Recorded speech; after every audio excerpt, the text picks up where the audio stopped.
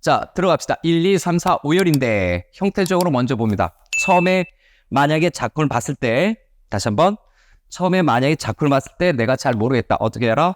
교육법을 보라. 예, 작품의 정보 주세요. 죽을 사람에 대한 어떤 그리움과 인연을 이어가고 하는 거죠.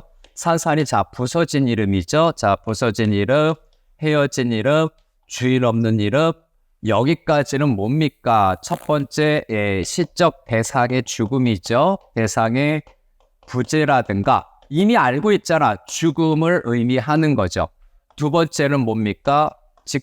대상의 부재와 죽음을 헤어진 이름, 내가 죽을 이름에서 거의 직접적인 상황 제시가 나타나죠. 직접적 상황 제시하고 있구나. 조금 더 추가적으로 보는 거예요. 그 다음에 세 번째 영탄법. 느낌표 있으니까 영탄법이구나. 이거는 뭐가 된다고? 정서가 아주 그냥 최고적으로 올라가고 있는 거지. 그리고 조심해야 될 거. 부르다가 내가 죽을 이름이요. 이렇게 있어요. 다시 한번. 부르다가 내가 죽을 이름이요. 이 부분을 좀 보는 거지. 그래서 부르다가 내가 죽을 이름이라고 하는 것은 그만큼 대상에 대한 처절한 그리움, 대상에 대한 어떤 그 그리움으로 인해서 슬픔이 앞에서 나타나는 것처럼 극대화된 것처럼 느껴지는 거예요. 눈으로 보여주는 거에서 1년에서는 대상에 대한 부재나 죽음이 있고 시적 화재의 슬픔이 너무너무 크구나라고 하는 것을 우리가 확인할 수 있다라는 거죠. 네, 확인할 수가 있고 다음 계속해서 이언으로 넘어갑니다. 심중의 말 한마디를 끝끝내 마주하지 못하였구나라고 해서 영타적인 표현은 있는데 요거를 화자의 정서로 보면 회환이라고 얘기합니다. 후회와 한의 정서가 나타나고 있죠. 사랑한다는 말도 못했고 그 다음에 여기에서 반복과 영탄법이죠. 우리가 느낄 수 있는 정도 죽음의 상황에서 시적 화자는 굉장히 슬픔을 느끼고 있구나. 강하게 느끼고 있구나. 그 정도는 느낄 수 있을 거예요. 그 다음 붉은애는 서산마루에 걸렸다 해서 변형 문제로 나오게 되면 이 서산마루가 바로 삶과 죽음의 경계점이에요. 요거는 좀 추가적으로 삶과 죽음의 경계점에 해당이 된다라는 점. 그래서 삶과 죽음의 경계점인데 요거 좀 그림으로 여쭤보러 볼까요? 그래서 산이 요렇게 있으면 여기 시적 화자가 있어요. 자, 요렇게 보는데 여기는 저승, 여기는 이승이라고 해봅시다. 현실적인 삶의 세계고 그러면서 서산마루는 지금 이 경계점에 화자가 있는 곳이죠. 화자가 있는 곳이기도 해요. 그리고 세 번째, 서산마루. 삶과 죽음의 경계점, 화자가 있는 곳. 여기입니다. 꼭대기, 이승과 저승의 경계점. 그죠? 그래서, 요거는 대상에 대한 보복의식이라고 얘기해요. 이름을 부르는 거죠. 그래서 높은 내가 죽을 이름이요 여기서 쓰는데 요게 요렇게 연결이 되면 고복의식과 관련이 됩니다. 높은 곳에서 망자, 죽은 자의 이름 부르기거든요.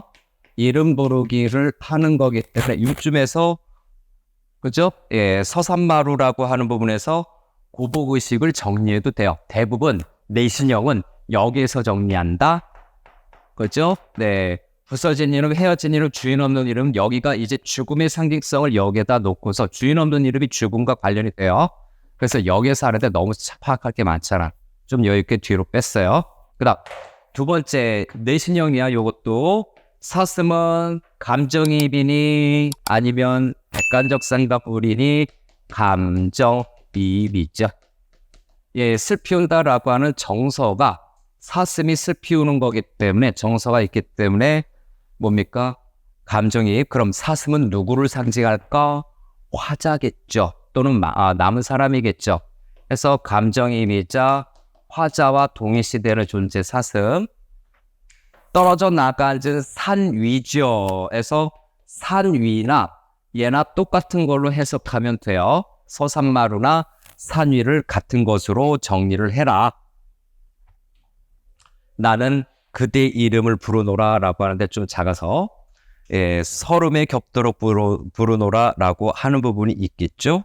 자, 그래서 서름에 겹도록 부릅니다. 아, 슬프구나. 알겠구나. 그죠? 네, 슬프게 부르고 있어요. 자, 나도 본문을 조금 더 내려서. 그죠? 네, 본문을 조금 더 내려서.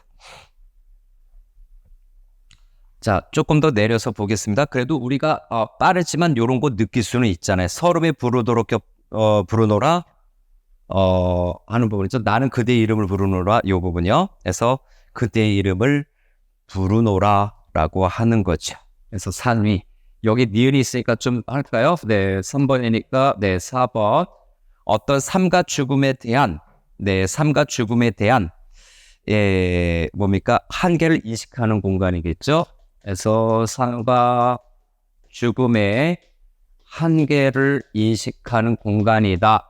나중을 위해서 혹시 공간이기도 하고 5번째 요건 또 엉뚱한 얘기가 될 거예요. 이상한 문제겠지만 네 시적 화자가 그리워하는 대상이 있을 거야. 그래서 뭡니까? 저승의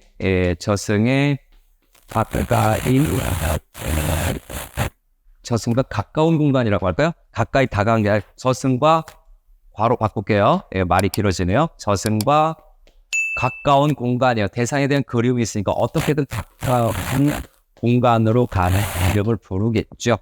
그래서 여기 경계점이라고 하는 것과 맞물릴 수가 있어요. 저승과 가까운 공간의 상징성을 지니고 있다. 이런 식으로 이제 쭉 훑어보는 거죠.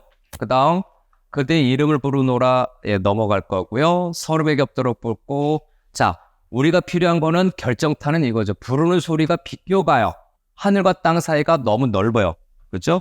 그러니까 아이고 자꾸 내려가요.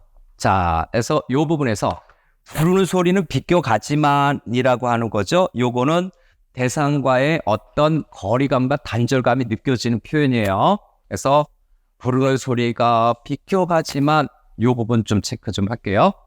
그래서 요 두 부분에서 하늘과 땅 사이가 너무 넓구나.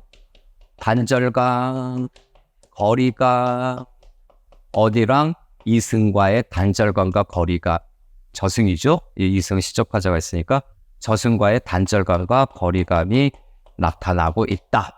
자, 돌이 되어도 부분으로 넘어갈까요? 자, 동그라미 칩시다. 이게 문제가 되는 거지. 자, 쭉 보니까 선체로 이 자리에서 돌이 된다라고 하는 거죠. 그래서 요거는 뭡니까? 돌이 된다라고 하는 것은 첫 번째 시적 화자가 너무너무 슬픈데 화자의 어떤 의지겠죠? 화자의 의지의 상징물이라고 보여지는 거고 그래서 맥락 따라서 읽어보는 거예요. 애매하면 맥락 따라서 한번 읽어보는 것도 괜찮으니까. 근데 의지의 상징물인데 이 돌이라고 하는 것은 결국 뭐니? 영원히 당신을 사랑하고 어떤 기다림의 의지겠죠. 네, 기다림의 의지예요.